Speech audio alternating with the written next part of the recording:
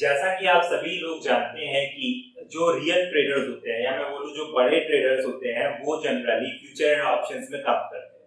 अब ये future and options क्या होता है? फ्यूचर एंड ऑप्शंस होता है वादा बाजार या मैं बोलूं प्रॉमिस मार्केट, जिसमें हम लोग कॉन्ट्रैक्ट करते हैं 1 मंथ, 2 मंथ्स और 3 मंथ्स के लिए किसी भी पर्टिकुलर स्क्रिप्ट के अंदर, या फिर मैं बोलूं निफ्टी के अंदर या फिर सेंसेक्स के अंदर या फिर बैंक निफ्टी, निफ्टी आईटी वगैरह, इन सब में हम लोग कॉन्ट्रैक्ट करते हैं। साथ में कमोडिटीज के अंदर कॉन्ट्रैक्ट किए जाते हैं, साथ में करेंसीज के अंदर कॉन्ट्रैक्ट किए जाते हैं। मैं आपको बताऊं जितने भी शेयर मार्केट के अंदर कॉन्ट्रैक्ट किए जाते हैं उसके अंदर से mostly contract future and options market के अंदर किए जाते हैं। लेकिन क्वेश्चन ये अराइज होता है कि sir future and option market में हमने कॉन्ट्रैक्ट तो कर लिए, वहां से पैसा तो अर्न कर लिया, लेकिन क्या हमें उसके ऊपर टैक्स पे करना पड़ेगा?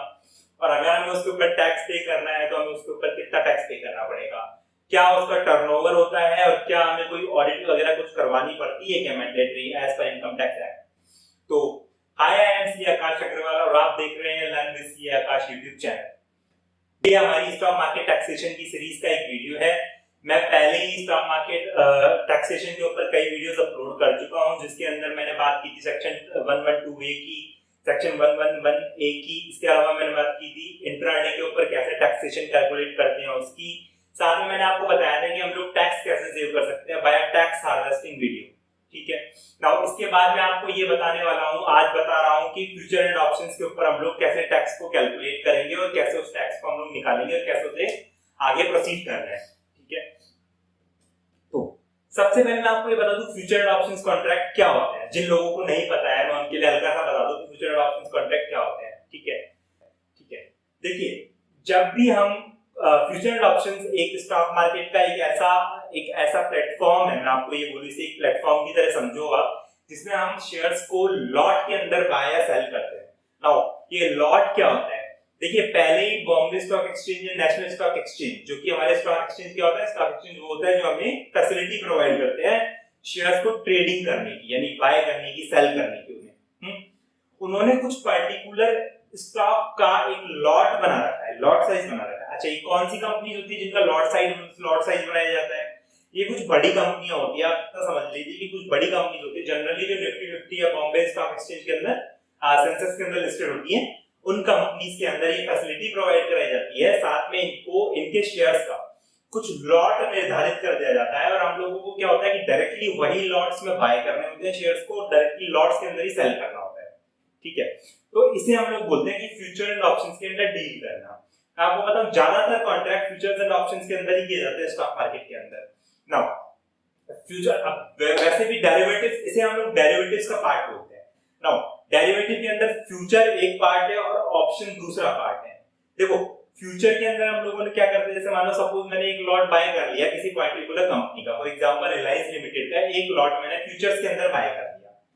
1000 रुपीस की प्राइस चल रही है उस कंपनी के शेयर्स की, एक लॉट की फ्यूचर्स के अंदर, और बाद में मान लो मेरा शेयर आपसे 3 से 4 दिन या 5 दिन बाद वो करीब मान लो 1020 रुपए का हो गया, तो टोटल प्रॉफिट मुझे पर शेयर बेसिस पे 20 रुपए का होगा। एंड सपोज रिलायंस लिमिटेड का स्टॉक जो तुम्हारा लॉट साइज है वो टोटल 20 शेयर्स का है, तो टोटल मुझे कितना प्रॉफिट हो गया है? 400 रुपए का टोटल प्रॉफिट हो गया है। ठीक है, तो now this contract is called as forward contract, sorry future contract. This contract is called as future contract, right? अब ऑप्शन क्या होता है? देखो, ऑप्शन हमें कॉल और पुट के अंदर हम लोग इसको एस्टैब्लिश करते हैं। अब ऑप्शन को समझने के लिए आपको समझना होगा कि ऑप्शन दो प्रकार के होते हैं। पहला कॉल ऑप्शन होता है, एक पुट ऑप्शन होता है। कॉल ऑप्शन क्या होता है? कॉल ऑप्शन ये बोलता है कि मतलब जिसमें कॉलर बायर, मतलब कॉल बायर और कॉल सेलर दो तरह की पोजीशन होती है। ऐसी पुट ऑप्शंस के अंदर भी दो तरह की पोजीशन होती है, पुट बायर और पुट सेलर।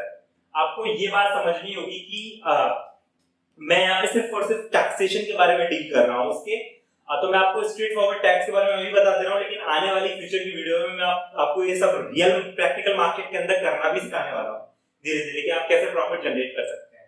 ठीक है, तो मैं आपको, चलिए आते हैं इसके टैक्सेशन के बारे में। देखो, साथ में इसका टैक्सेशन के बारे में जब मैं बात करता हूँ तो मैं आपको ये बता दूं कि जो इसका टैक्स ट्रीटमेंट मैं आपको बताने वाला हूँ वही का वही टैक्स ट्रीटमेंट लगता है फॉरवर्ड कॉन्ट्रैक्ट के अंदर, साथ में कमोडिटीज के अंदर भी।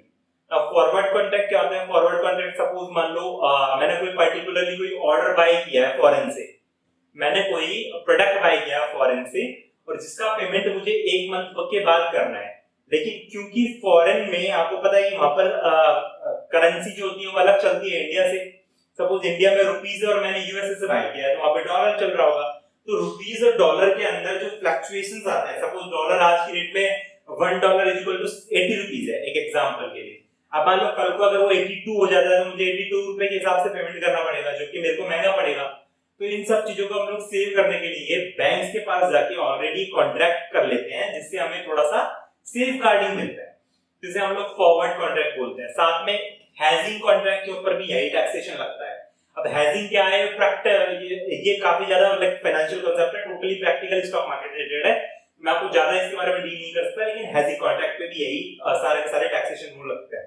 साथ में कमोडिटीज के ऊपर, कमोडिटीज के जो एमसीएक्स के अंदर हम लोग ट्रेडिंग वगैरह करते हैं तो उनके ऊपर करते हैं। तो जब मैं टैक्सेशन की बात करता हूं तो इंट्राडे से इसका टैक्सेशन थोड़ा सा डिफरेंट होता है। पहली बात तो मैं आपको बताऊं, इंट्राडे के अंदर भी मैंने बोला था आपको बिजनेस इनकम होता है। फ्यूचर एंड ऑप्शंस के अंदर भी जो हमें इनकम जनरेट होती है वो हमारी बिजनेस इनकम ही जनरेट होती है, तो मतलब उसको भी हम लोग बिजनेस इनकम ही मानते हैं। बट अपना क्वेश्चन ये आता है कि दोनों में क्या क्या डिफरेंस है। जो मेन डिफरेंस ये है वो ये है कि इंट्राडे इनकम को हम लोग स्पेकुलेटिव बिजनेस इनकम मानते हैं और फ्यूचर एंड ऑप्शंस की इनकम को हम लोग नॉर्मल बिजनेस इनकम मानते हैं। तो इससे एक डिफरेंस आपको क्लियरली समझ में आ रहा होगा कि इससे ये आ रहा है कि हम लॉस को, जो भी मान लो सपोज हमको लॉस होता है ट्रेडिंग करने पे, तो उसको हम लोग 8 इयर्स तक क्रेडिट फॉरवर्ड कर सकते हैं फ्यूचर एंड ऑप्शंस के केस में। साथ में हम लोग लॉस अगर मान लो होता है किसी भी और बिजनेस से, नॉर्मल बिजनेस है, सपोज मेरी किराने की शॉप भी है और मैं साथ में ये काम भी करता हूँ, तो किराने की शॉप में अगर मान लो मुझे लॉस हो रहा है और फ्यूचर एंड ऑप्शंस में मुझे प्रॉफिट हो रहा है, तो किराने की शॉप का लॉस और इसका प्रॉफिट मैं आपस में सेट ऑफ कर सकता हूँ और रिमेनिंग अमाउंट के ऊपर टैक्स पे करूंगा। ठीक है, तो ये बात मुझे पूरी तरह से क्लियर है और आप लोग भी इसे समझ लीजिए कि फ्यूचर एंड ऑप्शंस के अंदर, कमोडिटीज के अंदर जो भी सारे डेरिवेटिव्स हैं हमारे और जो भी डेरिवेटिव होते हैं फ्यूचर और फॉरवर्ड कॉन्ट्रैक्ट होते हैं, इन सब के ऊपर हमारा नॉर्मल बिजनेस इनकम माना जाता है और टैक्स लगता है हमारा स्लैब रेट से। सब मैं ये मान के चल रहा हूँ कि आप इंडिविजुअल हैं, इसलिए मैं आपको स्लैब रेट बोल रहा हूँ। अदरवाइज अगर मान लो कोई कंपनी ये काम करती है या फिर मान लो कोई फर्म काम करती है तो नॉर्मल टैक्स रेट जो भी उनके ऊपर एप्लीकेबल होती है उससे इसके ऊपर टैक्स लगाया जाएगा, उस रेट से टैक्स लगाया जाएगा। साथ में सरचार्जेस वगैरह जो भी एप्लीकेबल होते हैं तो वो तो लगते ही लगते हैं। ठीक है, अब बात आती है कि सर क्या मुझे इसकी ऑडिट भी करवानी पड़ेगी? देखो, ऑडिट आपको करवानी होती है अगर आपका 1 करोड़ से ऊपर का टर्नओवर हो जाता है साल भर के अंदर मिला के बिजनेस इनकम का। ठीक है, लेकिन सपोज आपने ऐसे आपके ट्रांजैक्शन जिसके अंदर आपको 5% से ज्यादा टोटल रिसीव का 5% से ज्यादा आप काम कैश में नहीं करते हैं और टोटल पेमेंट का 5% से ज्यादा आप काम कैश में नहीं करते हैं, मतलब क्या? मतलब ये कि आप कैश में बहुत छोटा मोटा काम करते हैं तो आपको ये लिमिट 1 करोड़ वाली 10 करोड़ हो जाती है। मतलब 10 करोड़ का टर्नओवर आप जब तक अचीव नहीं कर लेंगे तब तक आपको टैक्स ऑडिट कराने की जरूरत नहीं है, अगर आप सारा काम ऑनलाइन ट्रांजैक्शन से करते हैं, एक बैंक ट्रांजैक्शन से करते हैं, डायरेक्टली बैंक में ट्रांजैक्शन करते हैं। ठीक है, मैं आपको बताऊं फ्यूचर एंड ऑप्शन से ज्यादातर हम लोग काम ऑनलाइन ही करते हैं, कैश में ट्रांजैक्शंस बहुत कम होते हैं, तो आपका जनरली इसके अंदर 10 करोड़ का लिमिट लगता है ऑडिट के लिए। अच्छा, अब क्वेश्चन याद है सर टर्नओवर के अंदर क्या लेने वाले हैं? टर्नओवर के अंदर हम लोग क्या लेंगे? देखो, टर्नओवर के अंदर मैं बताऊं आपको, अगर आप फ्यूचर्स में काम करते हैं, फ्यूचर्स के अंदर काम करते हैं, तो जो भी आपको प्रॉफिट होगा या लॉस होगा, जैसे मान लो आपने बाय किया, टोटल 1 लाख का शेयर बाय किया, बाद में आपने 1,20,000 का बेच दिया, तो 20,000 का जो प्रॉफिट होगा आप टोटल उसको टर्नओवर में इंक्लूड कर लोगे 20,000। ठीक है, सपोज आपको 10,000 का लॉस हुआ अगले दिन, तो आप 10,000 को भी उसको टर्नओवर में इंक्लूड कर लोगे, मतलब जो भी प्रॉफिट होगा या फिर लॉस होगा उसे आप लोग टर्नओवर में ऐड कर लोगे। लेकिन जब ऑप्शंस की बात आती है, ऑप्शंस के अंदर हम लोग प्रॉफिट एंड लॉस को तो लेते ही लेते हैं अपने टर्नओवर के अंदर, साथ साथ जब हम लोग ऑप्शन को सेल करते हैं तो हमें जो पैसा रिसीव होता है उसको भी हम लोग टर्नओवर का पार्ट मान लेते हैं। एक एग्जांपल लेते हैं, सपोज मैंने रिलायंस इंडस्ट्रीज के ऑप्शंस में 40 रुपए का पीई लिया है, पुट ऑप्शन लिया है 40 रुपए का। ठीक है, अब ये मेरा पुट ऑप्शन 1 या 2 दिन के बाद बढ़ के मान लो 45 रुपए हो गया। ठीक है, एक रिलायंस के लॉट के अंदर 20 शेयर्स हैं, तो टोटल मुझे 5 रुपए पर शेयर प्रॉफिट हो रहा है। 20 के हिसाब से कितना हो गया? ये 100 रुपए का सपोज मुझे प्रॉफिट हुआ टोटल। ठीक है, तो जो ये प्रॉफिट हुआ 100 रुपए का, ये तो आपके टर्नओवर में आएगा ही आएगा।